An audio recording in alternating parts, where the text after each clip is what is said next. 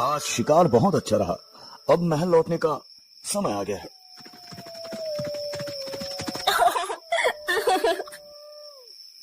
ये आवाज कहां से आ रही है? चलो देखते हैं।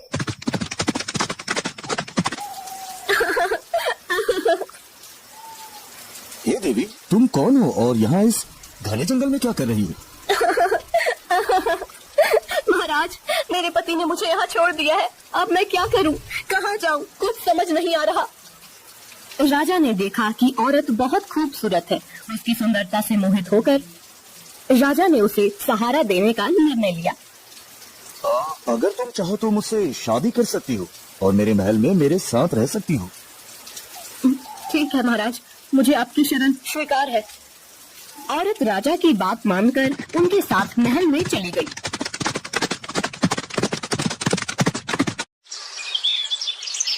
दोनों ने शादी कर ली।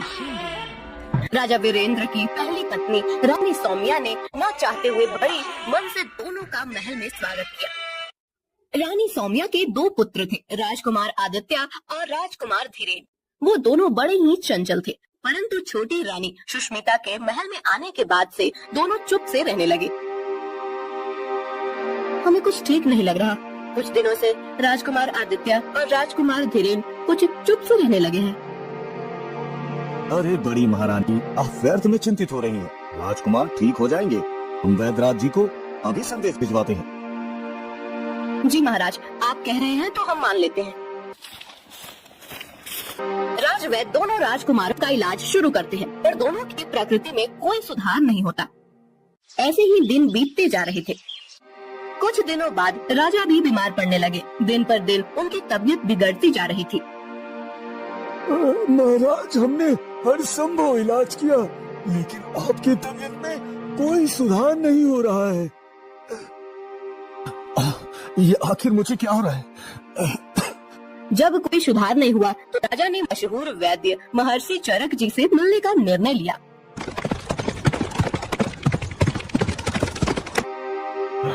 महर्षि जी, मैं बहुत बीमार हूँ। जब से मैंने नई शादी की है तब से मेरी तबीयत बिगड़ती जा रही है। महाराज, क्या आप बता सकते हैं कि वो औरत आपको कहाँ मिली थी? महर्षि, वो मुझे जंगल में मिली थी जब मैं शिकार से लौट रहा था। महाराज, वो औरत नहीं, इच्छाधारी नागिन है। नागिन, उसके जहर के कारण ही आप बीमार हो रहे हैं। महाराज, मुझे विश्वास नहीं हो रहा कि मेरी नई रानी नागिन है।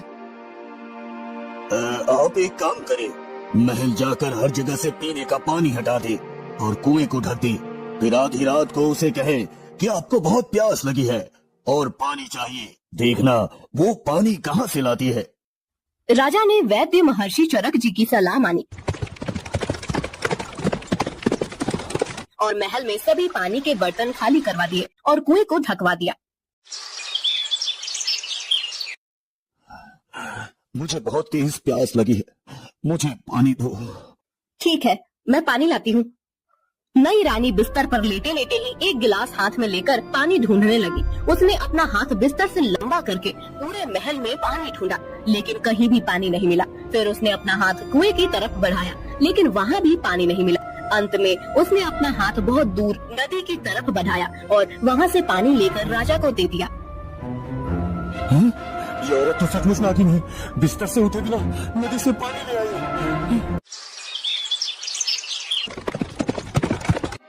महर्षि जी, मुझे यकीन हो गया है कि वो औरत नहीं नागिन है। मुझे उससे बचाइए महर्षि जी, मुझे उससे बचाइए। महाराज, आज आप अपनी पहली पत्नी रानी सौम्या से कहे कि चलो समुद्र देखने चलते हैं। जब आप ऐसा कहेंगे तो नई रानी भी साथ चलने का जिद करेगी। फिर आप उसे भी साथ लीजिए। आगे का काम मैं देख लूंगा। राजा ने महर्षि चरक जी की बात मानी और महल लौटकर अपनी पहली रानी सौम्या से कहा, रानी सौम्या, चलो समुद्र देखने चलते हैं। मुझे भी समुद्र देखना है। हाँ ठीक है भाई, तुम भी चलो। अगले दिन सब समुद्र के पास पहुँचे। महर्षि चरक जी भी साथ में आए। सब लोग नाव में सवार होकर समुद्र में घूमने लगे।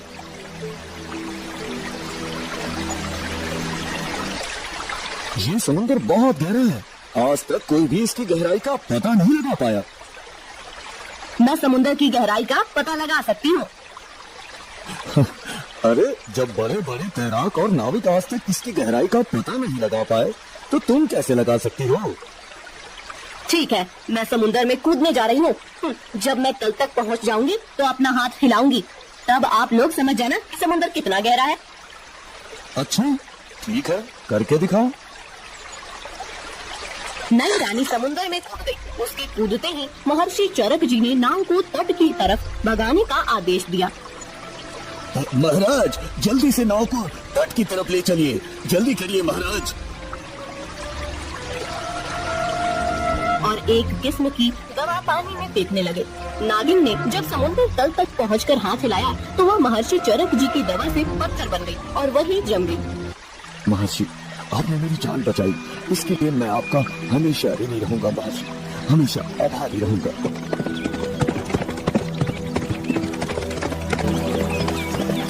राज्य में दोनों राजकुमारों की प्रकृति भी ठीक हो गई और राजा भी स्वस्थ हो गए। राजा ने महर्षि चरक जी को ढेर सारा इनाम दिया और अपनी बहन रानी सौम्या और दोनों राजकुमारों के साथ हंसी खुशी रहने लगे। कहा जाता है कि वह नागिन आज भी समुद्र तल में अपना हाथ हिलाती रहती है।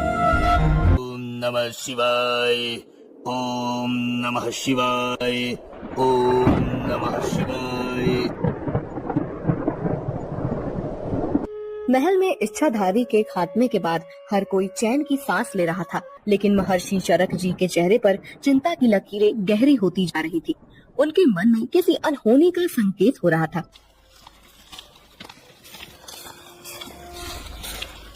महाराज हमें ये सोचकर संतोष नहीं करना चाहिए कि वो इच्छाधारी नागिन को समुद्र में कैद करने से सब कुछ समाप्त हो गया। उसकी आत्मा इतनी सरलता से मिट नहीं सकती महाराज। क्या महर्षि आप क्या कहना चाहते हैं कि वो नागिन अभी भी हमारे बीच हो सकती है? हाँ महाराज, मैंने ध्यान लगाया था और मुझे आभास हुआ है कि उसकी शक्ति अभी भी इस भूमि पर विद्यमान है। ओम नागिनाय स्वाहा, ओम नागिनाय स्वाहा, ओम नागिनाय स्वाहा, ओम नागिनाय स्वाहा। दूसरी ओर समुद्र के गहरे तल में जहाँ नागिन की आत्मा को महर्षि ने एक पत्थर में कैद कर दिया था, वहाँ एक दुष्ट तांत्रिक ने अपनी साधना शुरू की थी।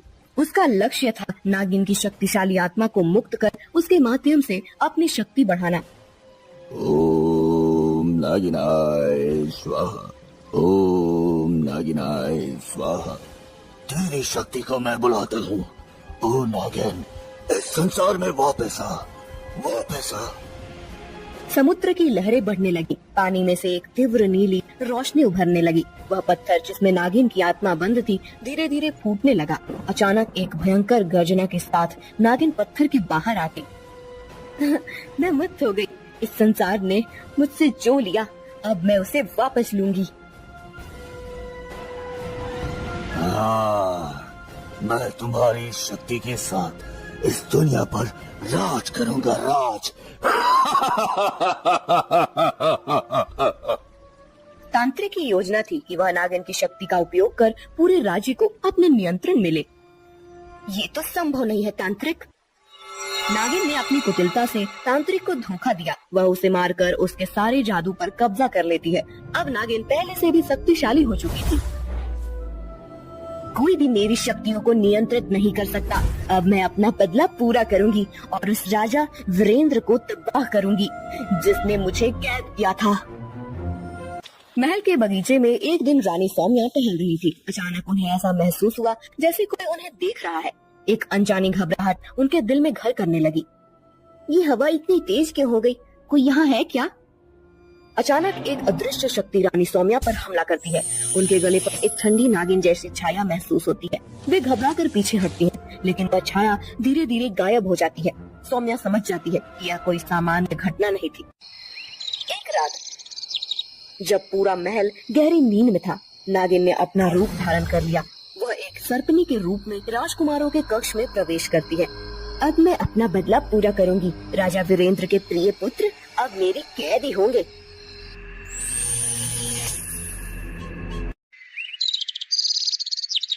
महल में कोई भी नहीं जान पाता कि दोनों राजकुमार गायब हो गए हैं। नागिन उन्हें जंगल के एक गहरे हिस्से में ले जाती है, जहाँ उसने पहले से ही एक खतरनाक योजना तैयार की थी। अगली सुबह महल में हड़कंप मच जाता है। आदित्य धीरेन कहाँ गए? पूरा महल छान मारो, ढूंढो उन्हें। महाराज, महारानी, दोनों राजकुमार अपने कक्ष में नहीं है और महल में भी कहीं नहीं मिल रहे। महाराज, मुझे डर है कि कहीं नागिन ने ही उन्हें न ले लिया हो।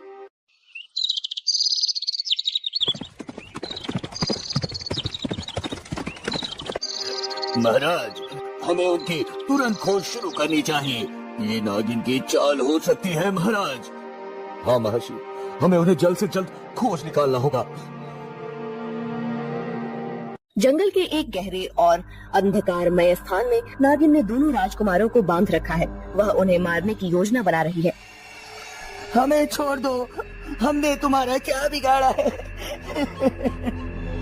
तुम्हारे पिता ने मुझे धोखा दिया, अब तुम दोनों उसकी सजा भुगतोगे। अरे नागिन, हमारे पिताजी को ये बात पता चली कि तुमने हमें कैद किया है, तो वो तुम्हारा क्या हश्र करेंगे, पता है ना तुम्हें? हाँ। बच्चे, मुझे डराना बंद करो। तुम मेरे बदले का साधन हो और अब तुम्हारे पिता को अपने पापों का फल मिलेगा। महर्षि चरक जी राजा वीरेंद्र के साथ अपनी दिव्य शक्तियों और मंत्रों का सहारा लेकर जंगल के उस गुप्त स्थान तक पहुंच जाते हैं।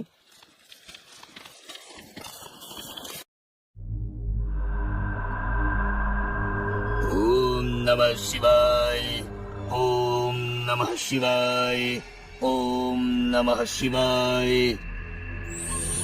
हे देवों के देव महादेव, इस दुष्ट आत्मा को बांधो। नहीं, यह नहीं हो सकता। तुझे मेरे बच्चों से दूर रहना चाहिए था नागिन। अब तुझे अपने कर्मों का फल जरूर मिलेगा, जरूर मिलेगा तुझे अपने कर्मों का फल। नागिन अपने अंतिम प्रयास में महर्षि और राजा को मारने की कोशिश करती है, लेकिन महर्षि की दिव्य शक्ति के आगे उसकी एक नहीं चलती। मैं तुम्हें छोड़ूंगी नहीं, तुम सभी को मेरी तरफ भुगतना पड़ेगा। तेरा अंत आ गया है, अब तुझे कोई नहीं बचा सकता, कोई भी नहीं। महर्षि चरक जी अपने मंत्र बल से नागिन को पूरी तरह से निष्क्रिय कर देते हैं। नागिन अपनी हार मान लेती है और विलाप करने लगती है। मैं तुम्हें छोड़ूंगी नहीं, तुम सभी को मेरी तरफ भुगतना पड़ेगा। महर्षि चरक जी उसे फिर से एक पत्थर में बंद कर देते हैं। नागिन के पत्थर में बदलने के बाद राजा वीरेंद्र और रानी सौम्या अपने दोनों पुत्रों को गले लगाते हैं। वे दोनों अब सुरक्षित हैं और उनकी आंखों में डर की जगह राहत है। पिताजी, हम बहुत डर गए थे पिताजी। अरे अरे धीरेन, अब सब ठीक है बेटा, अब तुम्हें कुछ नहीं होगा।